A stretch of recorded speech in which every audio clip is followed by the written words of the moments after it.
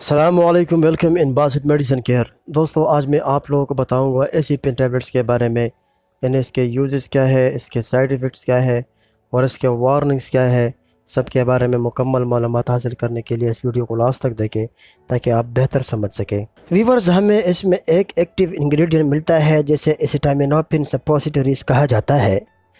استعمال کرنے کی بات کریں تو ایسیٹامینوفن ایک عام درد سے نجات دہندہ ہے جو معمولی درد اور تکلیف کے علاج کے لیے بنایا گیا ہے۔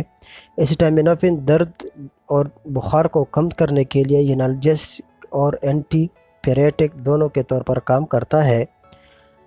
ایسیٹامینوفن عام علامات سے مؤثر ریلیف اور سائیڈ ایفیکٹس کے کم خطرہ کے بنا پر دنیا بھر کے لاکھوں سرپرستوں کے لیے ایک متنازع پسندیدہ انتخاب ہے۔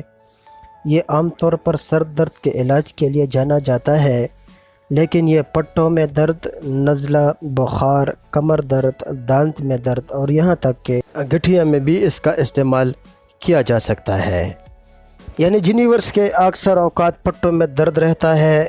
اس کے علاوہ اگر کمر میں درد ہو، اس کے ساتھ بخار ہو رہا ہو، یا آپ کو دانت کی شدید درد ہو یا سر میں شدید درد ہو، یہاں تک کہ اگر آپ کے یہ گٹھیوں میں بھی درد ہو، تو یہ اس کا استعمال کرنے سے ہمیں ایک بہتر ریلیف مل سکتا ہے۔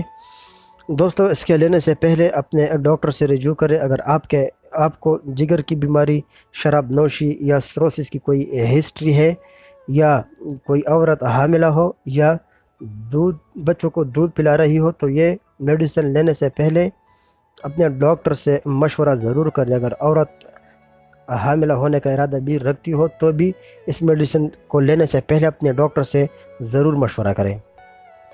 دوستو، ڈاکٹر جو آپ کو جو ڈوز تجویز کرتا ہے تو اس خوراک سے نہ آپ زیادہ لیں اور نہ کم، کیونکہ اگر اس خوراک سے آپ زیادہ لیتے ہو تو آپ کو جسمانی نقصان ہو سکتا ہے۔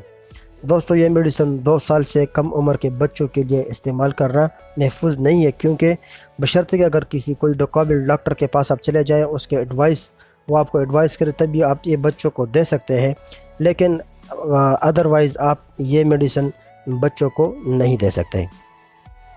اس کے علاوہ دوستو، اگر سائیڈ ایفیکٹس کی بات کریں تو یہ دوائی لینے سے پہلے اپنے ڈاکٹر سے ضرور مشورہ کریں، اور یہ یقین کرنے کے لیے کہ ایسے عناصر موجود نہ ہوں جو الرجک رد عمل کو ختم کر سکیں۔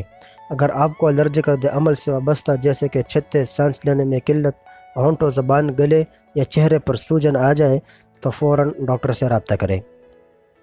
ریئر سائیڈ ایفیکٹس کی بات کریں تو یہ میڈیسن تب آپ بند کر سکتے ہیں جب آپ کو اس کے استعمال کرنے کے بعد آپ کو متلی، بھوک میں کمی، پیٹ میں درد کے ساتھ ساتھ بخار بھی ہو، رنگین یا گہرا پیشاب یا پاخانہ ہو یا یرقان آ جائے، تو اس میڈیسن کو فوراً بند کر کے اپنے ڈاکٹر سے رجوع کریں۔ اس میڈیسن کو لینے سے اضافی مضر اثرات ہو سکتے ہیں، یا کوئی اور دوائی لینے سے پہلے اپنے ڈاکٹر سے ضرور مشورہ کریں۔ دوستو، اگر یہ ویڈیو آپ لوگوں کو پسند آئی ہو تو ایک لائک ضرور دینا، زیادہ سے زیادہ شیئر ضرور کریں تاکہ ضرورت مند افراد تک یہ معلومات پہنچ سکے۔ کمنٹ سیکشن میں اپنی قیمتی رائے کا اظہار ضرور کریں۔ بہت شکریہ۔